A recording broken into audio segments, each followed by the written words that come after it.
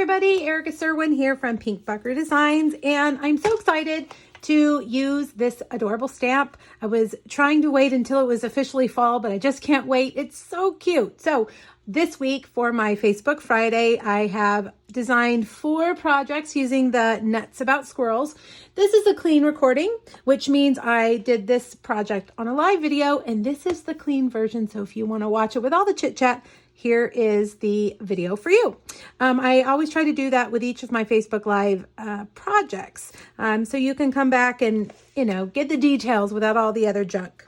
Okay, now Nuts About Squirrels is an adorable stamp set. I love these little guys. So right away I knew I wanted to make some fall themed cards, and I went through all my designer series paper and picked out some different patterns that were perfect for fall.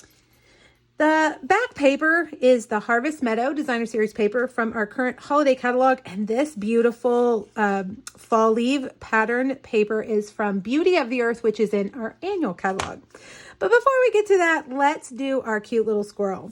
The squirrel is 2-step stamping, which means you're going to stamp the outline and then you're going to stamp the fill in. Now you can do it either way. Some people prefer to do the fill in part first.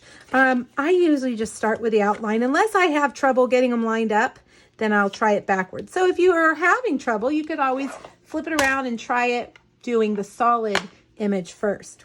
So this time we're going to use that little squirrel. Looks like a girl squirrel. She's cute. I'm going to use my Stamparatus. To be honest with you, I did try to line these up without my Stamparatus, and I didn't do such a great job. So I'm going to use my Stamparatus. It's going to help me get those lined up. It's also going to help me get a pretty strong solid ink on that other stamp when we do that. So I'm going to use my soft suede for the outline. We have several browns that would work for your squirrels. I played around with it and they were all really good. All right, so stamp that. And then I'm going to flip my plate around. If I was going to make multiple of these, I would leave that on the plate so that I could flip it around and keep doing that. But we're just making one today for the sake of the video. I'm just going to leave it on there. Now, here comes the part where I have to scoot this down and try not to get my head in the camera. I'm going to take this and line it up. Hopefully, I'm going to look at the ears and the feet and the tail, and I'm just going to wiggle. Okay, I have to pull it in. I got to get my head right on top of there. Wiggle it around to get it, hopefully, right in the right spot. I think that looks pretty good. Another tip I wanted to tell you about, sometimes the photopolymer stamps, these clear stamps, are really, really sticky when you first get them. So if you're trying to move it around and it's sticking to your fingers, get something like take your pick tool or your scissors and move it around. For some reason, it sticks less to those things than it does to my fingers. It's been used multiple times now, so it's not quite so sticky, so I don't have to worry about that. All right, the fill-in color I am using is Crumb Cake. So I'm going to ink that up and I'm going to lay that down. I'm going to press all around and then carefully pick that up, and I'm going to do it again. I want it to be really solid and a little bit darker. Okay, pick it up and there we go. Isn't she the cutest? I think so. All right, now unfortunately these stamps do not have dies. But like I always say, we have scissors and we have our fingers, so we can cut anything out that we want. Before we do that, let's do the presents. I'm using the Happy Birthday here. This is great for people, your friends or family who have fall birthdays. And so I wanted to add in a couple of presents. So I pulled in the Sweet Little Stockings stamp set, and that's where these are from. I'm going to stamp them in Memento Black. And then we're going to color them in with Stampin' Blends. And I chose to use Cherry Cobbler and Soft Suede. The Cherry Cobbler, I'm just going to use the light Cherry Cobbler. And if you want to add in some shading, you can do that. But these are so small, I thought, well, we don't necessarily need to do that. So I'm just going to fill in the color here. Go slowly. I am stamping on basic white cardstock. It holds our color really well. and I'm using the bullet tip end. Actually, I'm going to use pumpkin pie on that one. I forgot. But we're going to do, let's see, we'll do the bow here with cherry cobbler. I'm using the bullet tip end of my Stampin' Blend. They have a brush tip and they have a bullet tip. I like the bullet tip the best because I feel like I have better control when I do that.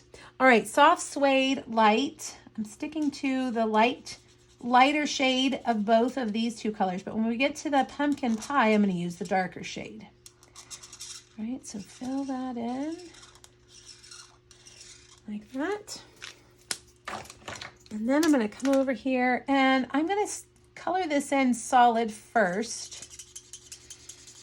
And then I'm going to come back and add a little bit of extra color to a few of those stripes. You could start out with a lighter pumpkin pie if you wanted, of course. But I'm just going to do it like this. I want these colors to be nice and rich. Now I'm going to add another layer of color. Hopefully you can see the distinction there through the camera. Sometimes the camera doesn't pick up on that. But there we go. Pretty easy. Not difficult at all. Now to fussy cut, what we call fussy cut, I'm going to get my little paper snips. These are scissors from Stampin' Up, and they are small and sharp, and they are awesome. Now these guys have dies, which we'll use to cut those out, but this little guy doesn't have dies. So I'm just going to very slowly go around and stay on the outside. Now you see those whiskers? You can snip them off. No one's going to notice. They're still there. They're just shorter. Or you can go around them if you prefer. I'm going to cut off some of that cardstock as I go. That extra cardstock so that it doesn't get in our way. Especially when we try to get down in those little nooks and crannies like that one. All right, so go around, cutting off as you go. I use my opposite hand to turn the paper. I'm not really turning my scissors. I'm just turning the paper as I go.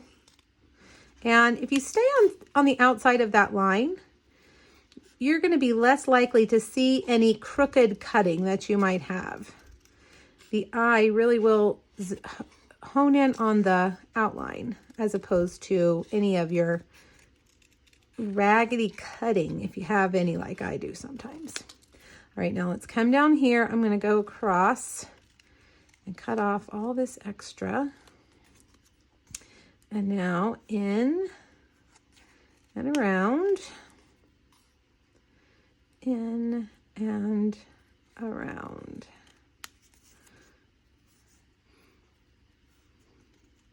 The squirrels aren't so cute when they are on your roof or eating the bird seed out of your bird feeder, but they are super cute on a card.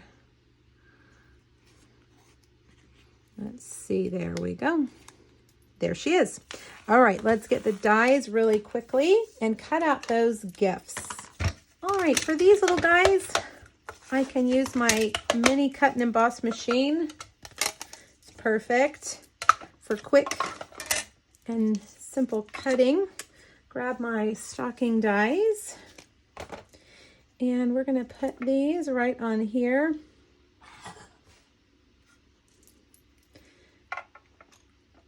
Like that.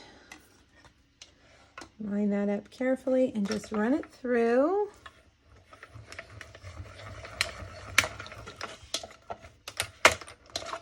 And let's see what we've got. Very good. Okay, let's put our card together. I have a Bumblebee card base. This is just a 1/4 sheet of cardstock that I scored at 5.5. It's a 1/2 sheet of cardstock, not a 1/4 sheet. A 1/2 sheet that I have cut down at 4 1/4 on the short side and scored it at 5.5. Now I also have a piece of this beautiful Earth Designer Series paper here. We're going to put it here in the middle. For the measurements, make sure you hop over to my blog. I've got a PDF that has the measurements and the supply list for all of my nuts about squirrels projects. And you can get lots of ideas over there too. Got 4 projects total using this adorable stamp set. All right, some bumblebee gingham ribbon. And now we've got this beautiful paper that I talked about in the beginning. I cut it out with our contour scallop dies. This is a great, let's put that up there so we can see those leaves. Now, one thing I didn't do is stamp our sentiment, so let's grab that scrap right there. And we're going to stamp happy birthday. And I'm going to pull it down here so I can see what I'm doing. And I stamped it over kind of towards the right side. And I'm just going to trim it off however tall the words are. About 3/8 of an inch it looks like, maybe 1/2 an inch. And I'm going to take my punch, my Pick a Banner punch, and we're going to punch both ends right there. And this is going to be kind of the ledge, if you will, that our squirrel and his gifts are sitting on. I think she's a she. Her gifts. All right, let's put that right there with some mini dimensionals. And we'll get her settled in right there. And I'm going to put the tall present in the back and the smaller present right there in the front. And there you have it. Pretty easy card. A little bit of fussy cutting, a little bit of coloring, but big wow factor. That paper is just beautiful and really goes so well with this stamp set. Okay, thanks guys for watching. Make sure you click the link here on YouTube to travel back over to my blog to get those supply items and the measurements. Have a great day. Bye-bye.